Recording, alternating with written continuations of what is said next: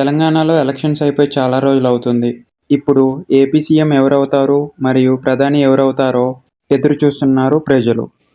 ప్రధానమంత్రిగా పోటీ చేసిన బీజేపీ నుంచి నరేంద్ర మోడీయా లేదా కాంగ్రెస్ నుంచి పోటీ చేసిన రాహుల్ గాంధీయా తెలియటం లేదు.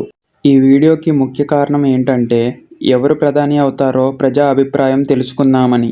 ఇక ఏపీ విషయానికి వస్తే జగన్మోహన్ రెడ్డా లేక చంద్రబాబు నాయుడా, వీళ్ళిద్దరి మధ్య పోటీల కోసం కొన్ని కోట్ల మంది కొన్ని కోట్ల రూపాయలు బెట్ వేశారు.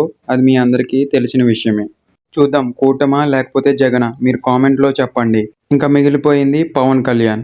పిఠాపురం అభ్యర్థిగా నామినేషన్ వేసి అక్కడ నుంచే పోటీ చేశారు పవన్ కళ్యాణ్. ఈసారి ఇతను ఎమ్మెల్యేగా గెలుస్తారా, గెలిస్తే ఎన్ని ఓట్ల మెజారిటీతో గెలుస్తారో కామెంట్ రూపంలో తెలుపుతారని ఆశిస్తున్నాను. ఈ ఫోటోలో కనిపిస్తున్న మేడం పేరు మాలికా గర్గ్. ఈమె పల్నాడు నియోజకవర్గానికి ఎస్పీగా వ్యవహరిస్తున్నారు. ఈమె ఏం చెప్తున్నారంటే పల్నాడు ఈ రాష్ట్రంలోనే కాదు దేశంలోనే చెత్త రాష్ట్రంగా పేరొందారు. ఎందుకంటే పల్నాడులో ప్రతి ఒక్కరు కత్తులు, గొడ్డలు, బ్యాట్లు పట్టుకొని తిరుగుతున్నారంట. మేడం గట్టి వార్నింగే ఇచ్చారు, ఈసారి పోమని.